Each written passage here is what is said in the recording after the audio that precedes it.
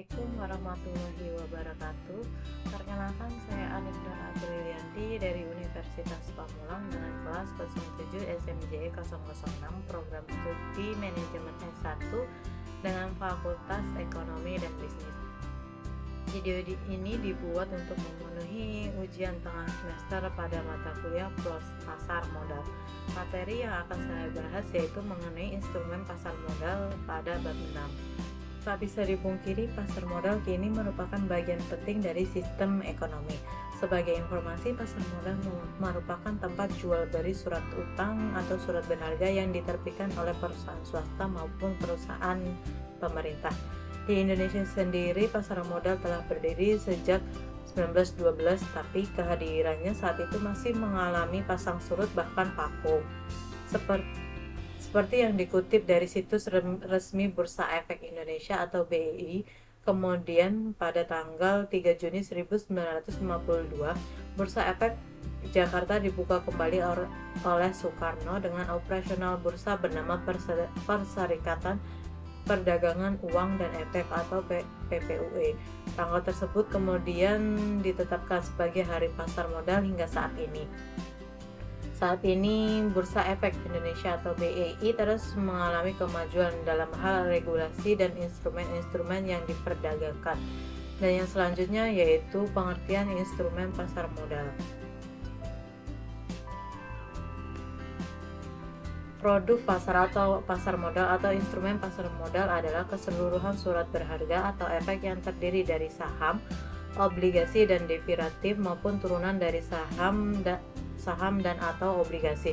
Menurut Undang-Undang Nomor 8 Tahun 1995 tentang pasar modal, efek merupakan setiap surat pengakuan utang, surat berharga komersial, saham, obligasi, sekuritas kredit, tanda bukti utang, setiap right, warrant, opsi atau derivatif dari efek atau setiap instrumen yang ditetapkan sebagai efek.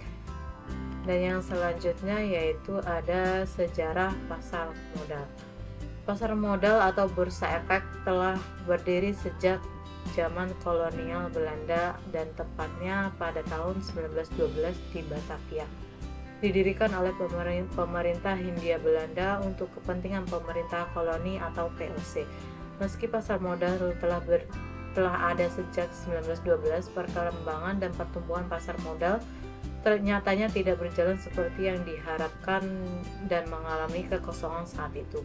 Mulanya menurut buku Effectenich yang dikeluarkan oleh Vereniging voor den Effectenhandel pada tahun 1939, transaksi efek telah berlangsung sejak 1880, namun dilakukan tanpa organisasi resmi sehingga catatan transaksi tersebut tidak lengkap. Pada tahun 1878 terbentuk perusahaan untuk perdagangan komunitas dan sekuritas yakni Dunlop dan Co. Cikal bakal PT Perdanas baru pada tahun 1912, tepatnya pada tanggal 14 Desember, Amsterdam Effectenbeurs membuka cabang bursa efek untuk pertama kalinya di Indonesia yang bertempat di Batavia atau Jakarta. Pasar modal ini merupakan yang tertua keempat tingkat Asia setelah Bombay, Hong Kong, dan juga Tiongkok. Awal mula kenapa pihak pemerintah Belanda mendirikan bursa efek ini di Batavia karena pada abad 19 tersebut berbagai perkebunan sedang dibangun secara besar-besaran. Agar proses pembangunan bisa berjalan dengan baik, maka pemerintah kolonial Belanda tentu saja membutuhkan modal. Salah satu sumber modal yang digunakan saat itu adalah tabungan dari orang-orang Eropa dan juga Belanda yang mempunyai penghasilan di atas rata-rata. Atas dasar itu, pada tanggal 14 Desember 1912 tersebut resmi berdiri pasar yang satu ini dengan nama Vereniging voor de Effectenhandel. Jika diterjemahkan dalam bahasa Indonesia, yang namanya adalah Asosiasi Perdagangan Efek. Pasar ini terletak di Batavia atau Jakarta dengan efek yang dijual belikan berupa saham dan juga obligasi. Seiring berjalannya waktu, pemerintah Republik Indonesia kemudian mengaktifkan kembali pasar modal pada tahun 1977 dan beberapa tahun setelahnya. Pasar modal mengalami pertumbuhan seiring dengan berbagai insentif dan regulasi yang dikeluarkan oleh pemerintah. Pada tahun 1977 Bursa Efek diresmikan kembali oleh Presiden Soeharto. BEJ dijalankan di bawah Bapepam atau Badan Pelaksana Pasar Modal. Pengaktifan kembali pasar modal ini juga ditandai dengan status go public PT Semen Cibinong sebagai emiten pertama. Yang selanjutnya yaitu regulasi tentang pasar modal. Berdasarkan Undang-Undang Pasar Modal Nomor 8 Tahun 1995 menjadi dasar hukum dari kegiatan pasar modal di Indonesia. Kegiatan pasar modal di Indonesia ini juga diawasi oleh Otoritas Jasa Keuangan atau OJK yang menjalankan fungsi sebagai yang pertama yaitu menyusun peraturan pelaksanaan di bidang pasar modal, dan yang kedua yaitu melaksanakan protokol manajemen krisis pasar modal, yang ketiga menetapkan ketentuan akuntansi di bidang pasar modal, dan yang keempat yaitu merumuskan standar, norma, pedoman kriteria dan prosedur di bidang pasar modal, dan yang kelima yaitu melaksanakan analisis, pengembangan dan pengawasan pasar modal termasuk pasar modal syariah. Yang keenam, melaksanakan penegakan hukum di bidang pasar modal. Yang ketujuh yaitu menyelesaikan keberatan yang diajukan oleh pihak yang dikenakan sanksi oleh OJK, Bursa Efek, lembaga clearing atau penjaminan, dan lembaga penyimpanan dan penyelesaian. Dan yang kedelapan yaitu merumuskan prinsip-prinsip pengelolaan investasi, transaksi dan lembaga efek, dan tata kelola emiten dan perusahaan publik.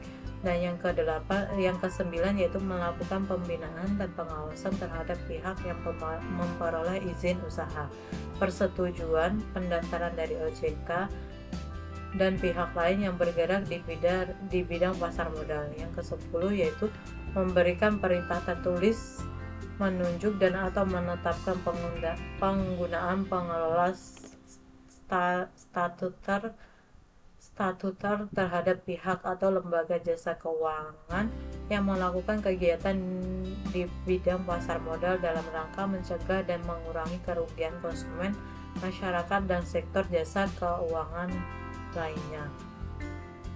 Nah, yang selanjutnya yaitu perbedaan instrumen pasar uang dan pasar modal. Instrumen pasar uang terdiri dari sertifikat Bank Indonesia atau SBI.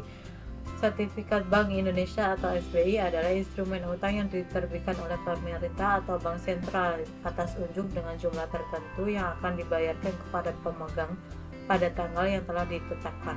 Jangka waktu jatuh tempo SBI ini adalah 1 tahun atau kurang. Dan yang selanjutnya yaitu surat berharga pasar uang atau SBPU adalah surat-surat berharga jangka pendek yang dapat diperjualbelikan secara diskonto dengan Bank Indonesia atau lembaga diskonto yang ditunjuk oleh BI. Dan yang selanjutnya adalah sertifikat deposito. Sertifikat deposito merupakan instrumen keuangan yang diterbitkan oleh suatu bank atas unjuk dan dinyatakan dalam satu jumlah jangka waktu secara tingkat bunga tertentu. Selanjutnya adalah commercial paper promise Commercial paper promise adalah tidak disertai dengan jaminan yang diterbitkan oleh perusahaan untuk mendapatkan dana jangka pendek dan dijual kepada investor dalam pasar uang. Dan yang selanjutnya adalah call money. Call money merupakan kegiatan pinjam-meminjam dana antara satu bank dengan bank yang lainnya dalam jangka waktu yang pendek. Dan yang selanjutnya adalah repurchase agreement.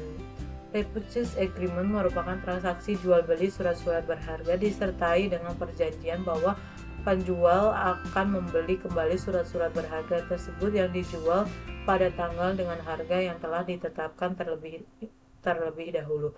Dan yang selanjutnya adalah bankers acceptance, merupakan suatu instrumen pasar uang yang digunakan untuk memberikan kredit kepada eksportir dan importir untuk membayar sejumlah barang atau untuk membeli sejumlah valuta asing. Dan yang selanjutnya adalah instrumen pasar modal. Instrumen pasar modal terdiri dari saham, obligasi, derivatif, ETF, dan efek lainnya. Yang pertama yaitu ada saham. Saham merupakan surat berharga sebagai bukti pernyataan atau kepemilikan individu maupun institusi dalam suatu perusahaan. Dan yang selanjutnya adalah obligasi. Obligasi merupakan bukti hutang yang diterbitkan oleh pemerintah maupun swasta. Dan yang selanjutnya adalah derivatif. Derivatif ini bisa berupa right, foreign, option, futures, dan kontrak. Derivatif ini merupakan efek turunan atau underlying dari efek utama baik yang bersifat pernyataan maupun utang. Dan yang selanjutnya adalah ETF atau Exchange Traded Fund, adalah reksadana yang diperdagangkan di bursa. Dan yang selanjutnya adalah efek lain. Efek lain ini merupakan unit penyertaan reksadana dan efek beragunan aset. Selanjutnya yang akan saya bahas yaitu instrumen pasar modal. Yang pertama yaitu ada saham. Saham dikenal sebagai salah satu instrumen investasi yang paling populer hingga saat ini. Hal ini dikarenakan saham dapat memberikan keuntungan investasi dalam suatu perusahaan. Saham diidentikan dengan penyertaan modal seorang atau pihak tertentu dalam suatu perusahaan atau perseroan terbatas. Karakteristik pemegang saham yaitu yang pertama ada limited risk, yaitu pemegang saham yang bertanggung jawab terhadap sejumlah dana yang disetorkan dalam perusahaan. Yang kedua yaitu ada ultimate control, yaitu pemegang saham secara kolektif akan menentukan arah dan tujuan perusahaan. Yang selanjutnya yaitu residual claim, yaitu sebagai pihak yang terakhir memperoleh pembagian hasil usaha perusahaan dan sisa aset dalam proses likuidasi perusahaan atau setelah kreditur. Saham dapat diartikan sebagai tanda pernyataan modal seseorang atau pihak atau badan usaha pada suatu perusahaan atau perseroan terbatas. Saham merupakan surat berharga bukti penyertaan modal pada suatu perusahaan. Dengan bukti penyertaan modal tersebut, pemegang saham berhak untuk mendapatkan bagian hasil dari usaha perusahaan tersebut. Pada umumnya, terdapat dua jenis yang sering beredar, yaitu saham tipe common stock atau saham biasa dan saham preferred stock atau saham preferred. Yang pertama yaitu ada saham biasa. Pada saham biasa, umumnya pemegang saham diberikan hak prioritas ketika perusahaan yang bersangkutan menerbitkan saham baru. Selain itu, pemegang saham juga diberikan hak suara untuk memilih dewan komisaris. Kurang lebihnya ciri-ciri saham biasa yaitu yang pertama ada pemegang saham memiliki hak suara memilih dewan komisaris. Yang selanjutnya adalah hak prioritas bila perusahaan menerbitkan saham baru. Dan yang ketiga yaitu tanggung jawab yang terbatas akan jumlah yang diberikan kepada saham yang selanjutnya. Dan yang selanjutnya yaitu ada saham preference. Saham preference adalah sebuah jenis saham yang sering kita temui di dunia investasi. Hal ini dikarenakan saham preference memberikan lebih banyak pilihan kepada pemegangnya. Ciri-ciri yang dapat dikenali oleh saham preference adalah yang pertama yaitu mempunyai berbagai tingkatan atau pilihan. Dan yang kedua adalah tagihan akan aktiva dan pendapatan mempunyai prioritas lebih tinggi dari saham biasa dalam aspek pembagian dividen ataupun keuntungan. Dan yang ketiga yaitu dividen yang bersifat akumulatif. Dividen yang bersifat akumulatif yang berarti apabila belum diberikan pada periode sebelumnya, maka pada periode selanjutnya yaitu akan diberikan. Dan yang selanjutnya adalah dapat ditukar menjadi saham biasa. Dapat ditukar menjadi saham biasa bila terdapat kesepakatan antara investor dengan perusahaan yang bersangkutan. Secara garis besar, saham memang dibagi menjadi dua jenis. Namun apabila ditinjau dari kinerja perdagangan, saham dapat dibedakan menjadi beberapa kelompok. Kelompok tersebut yaitu yang pertama adalah blue chip stock. Ada saham jenis blue chip stock dapat diartikan sebagai saham dari sebuah perusahaan yang berdiri kokoh dan terpercaya dengan kinerjanya dilihat dari sejarahnya. Mungkin saham jenis blue chip stock memanglah dipercaya atau terpercaya. Akan tetapi hal ini membuat dividen yang diberikan bernilai lebih kecil. Hal ini dikarenakan kestabilan akan pertumbuhan dari perusahaan tersebut memiliki nilai jualnya sendiri. Dan yang selanjutnya adalah income stock. Apabila menginginkan keuntungan yang besar, maka saham jenis income stock merupakan pilihan yang bagus bagi sebagian orang. Hal ini dikarenakan saham jenis ini memberikan kemungkinan dividen yang relatif lebih besar dibandingkan jenis saham yang lainnya. Akan tetapi saham ini memiliki resiko yang cukup besar karena pertumbuhan nilainya tidak teratur. Dan yang selanjutnya adalah growth stock. Seperti namanya, grow yang berarti pertumbuhan. Saham jenis ini memiliki pertumbuhan saham yang lebih cepat dibandingkan dengan industri yang dikelola. Selanjutnya adalah spekulatif stock. Spekulatif stock ini merupakan saham jenis yang sering diperdagangkan di bursa efek.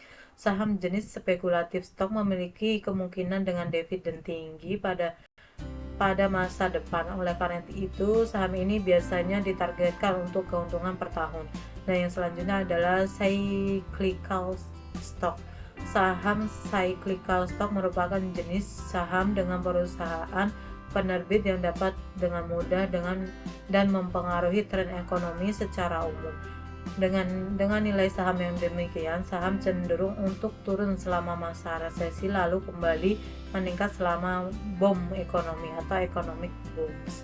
Dan yang selanjutnya yaitu emerging growth stock. Saham merupakan saham yang dikeluarkan oleh perusahaan yang relatif lebih kecil serta memiliki daya tahan kuat meskipun dalam kondisi ekonomi tertentu masih kurangnya dukungan dari pihak manapun. Dan yang selanjutnya adalah defensive stock. Saham defensive stock memiliki karakteristik yang berlawanan dengan classical stock. Pada jenis ini, nilai saham cenderung tidak terpengaruh selama masa resesi terjadi. Hal ini dikarenakan saham jenis ini bergerak di bidang kebutuhan sehari-hari seperti makanan, minuman, dan kebutuhan pokok lainnya. Keuntungan dari melakukan saham yaitu perusahaan menjual saham di pasar modal untuk mendapatkan pendanaan secara langsung dari publik atau masyarakat. Publik yang membeli saham mendapatkan keuntungan yang bersumber dari dividen dan kenaikan harga saham. Dividen sendiri merupakan pembagian keuntungan yang diberikan perusahaan dan berasal dari keuntungan yang dihasilkan perusahaan. Dividen ini akan diberikan setelah mendapat persetujuan dari pemegang saham dalam rapat umum pemegang saham atau RUPS. Jika seorang pemodal ingin mendapatkan dividen, maka pemodal tersebut harus memegang saham tersebut dalam kurun waktu yang relatif lama, yaitu hingga kepemilikan saham tersebut berada dalam periode yang mana diakui sebagai pemegang saham dan berhak mendapatkan dividen. Dividen yang dibagikan oleh perusahaan nantinya berupa dividen tunai yang diberikan berupa uang tunai dalam jumlah rupiah tertentu untuk setiap saham. Ada juga dividen saham yang diberikan berupa sejumlah saham, sehingga jumlah saham yang dimiliki seseorang pemodal akan bertambah dengan adanya pembagian dividen dari saham tersebut. Nah, yang selanjutnya keuntungan dari menanam saham atau membeli saham yaitu mendapatkan capital gain saham. Capital gain adalah selisih antara harga beli dan harga jual. Capital gain merupakan hasil adanya aktivitas perdagangan di pasar sekunder. Sebagai contoh, investor membeli saham XYZ dengan harga per saham Rp3.000, kemudian menjualnya dengan harga Rp3.500 per saham, yang berarti pemodal tersebut mendapatkan capital gain sebesar 500 untuk setiap saham yang dijualnya.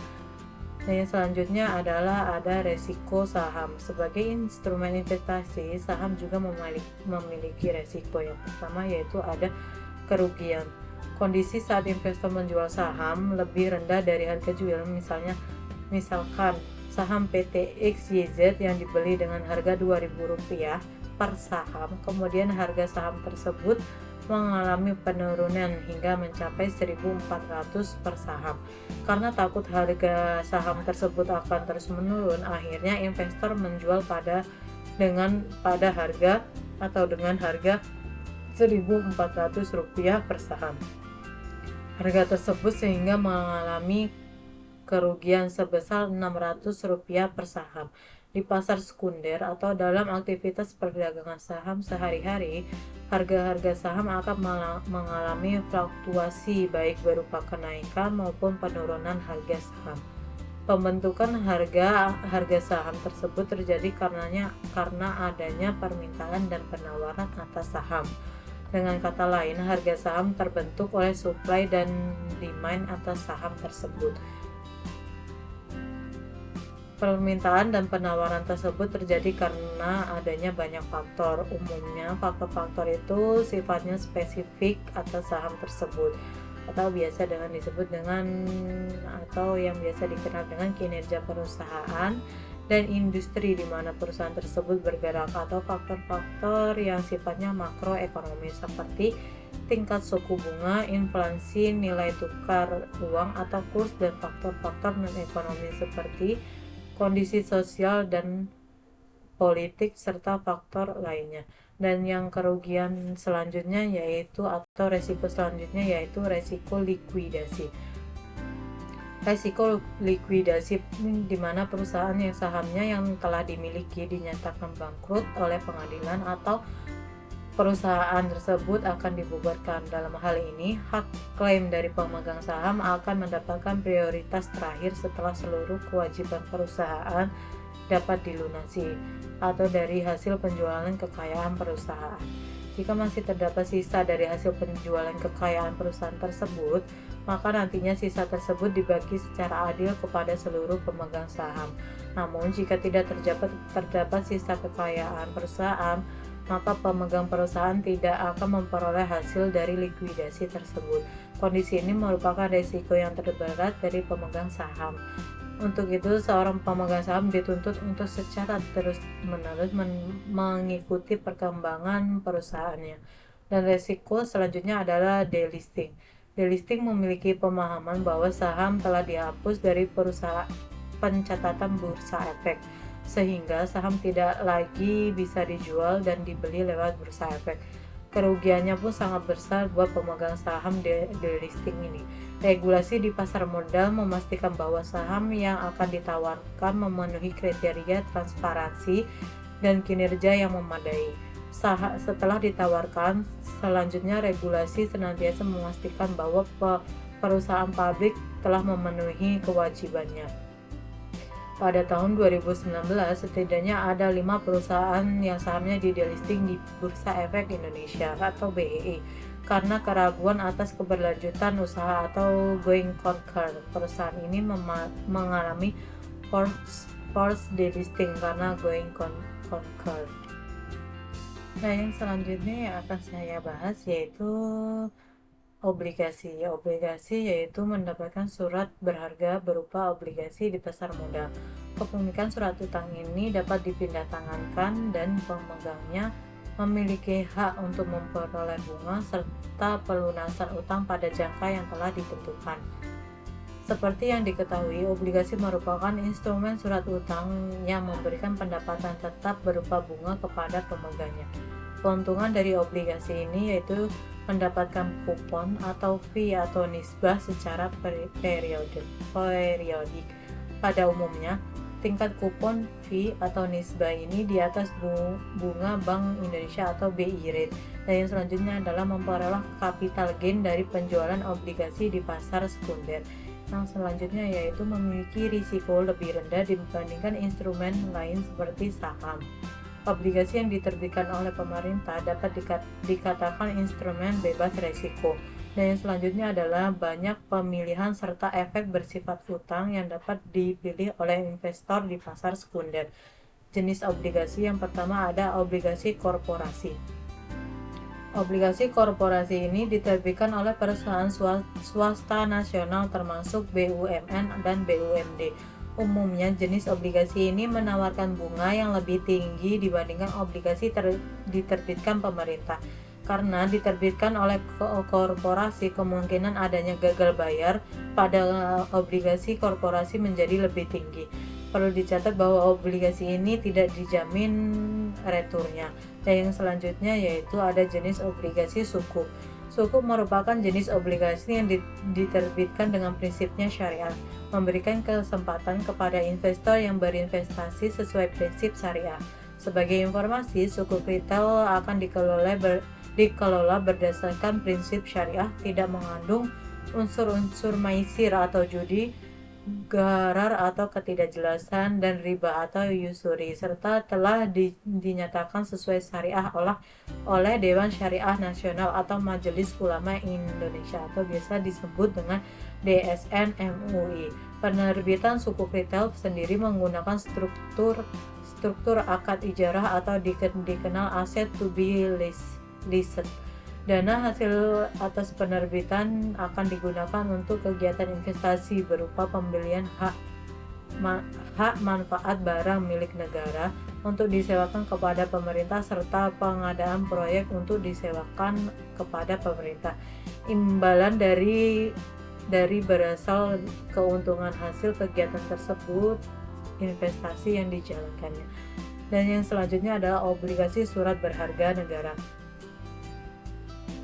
Yang pertama ada surat utang negara atau SUN, merupakan surat berharga yang berupa surat pengakuan utang dalam mata uang rupiah maupun valuta asing yang dijamin pembayaran bunga dan pokoknya oleh negara Republik Indonesia sesuai dengan masa berlakunya.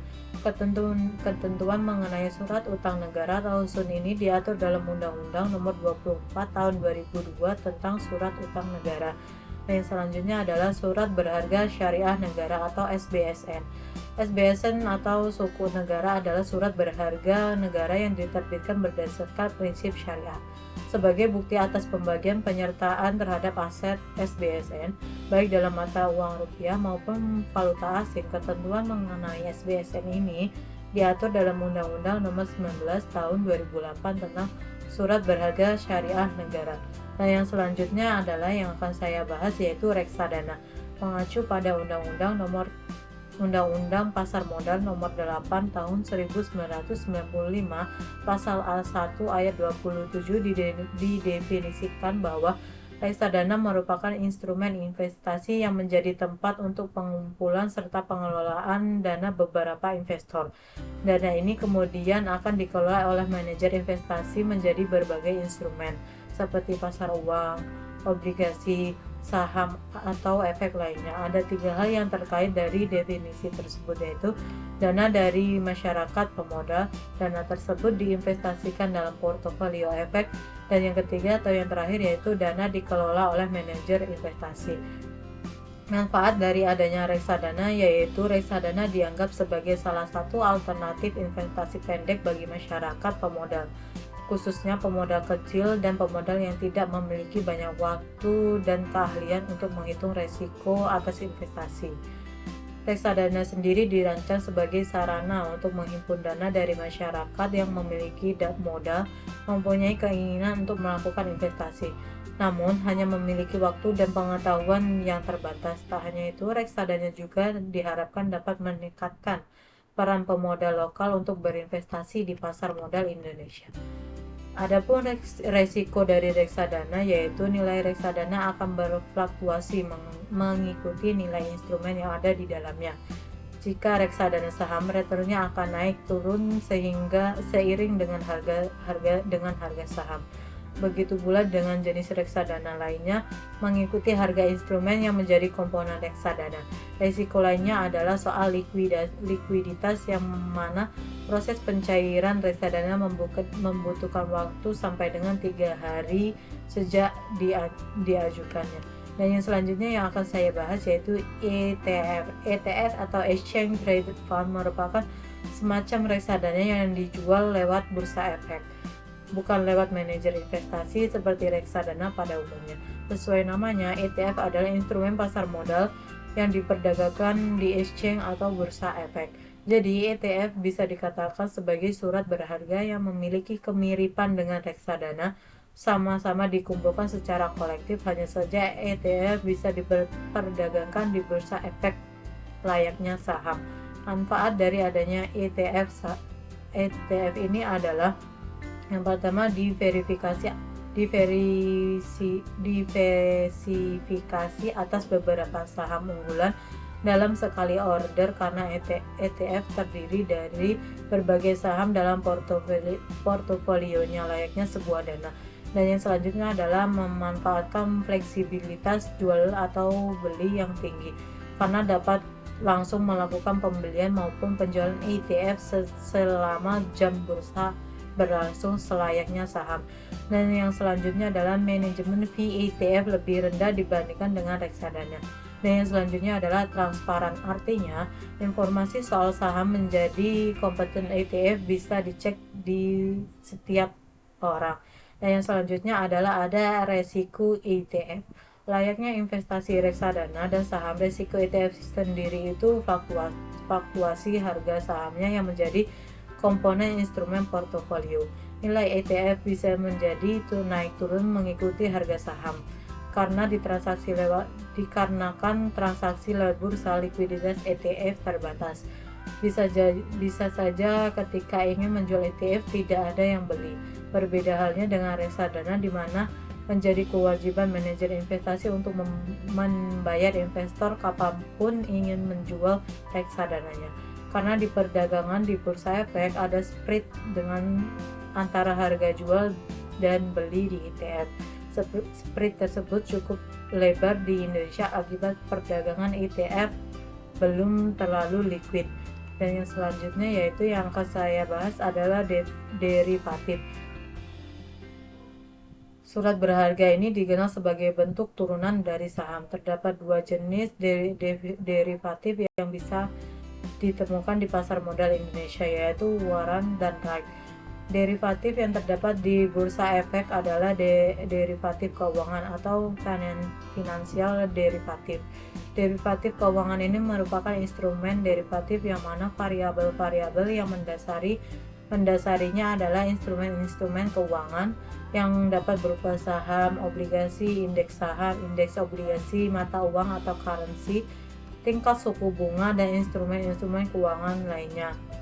Ada beberapa derivatif yang diperdagangkan di Bursa Efek Indonesia. Antara lain yang pertama ada IDX LQ45 dan IDX 30 Future.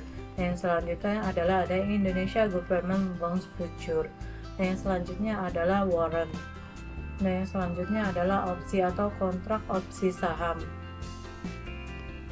Dan yang selanjutnya yang akan saya bahas yaitu efek beragunan aset atau EBA. EBA merupakan efek yang diterbitkan oleh kontrak investasi kolektif atau KIK yang portofolionya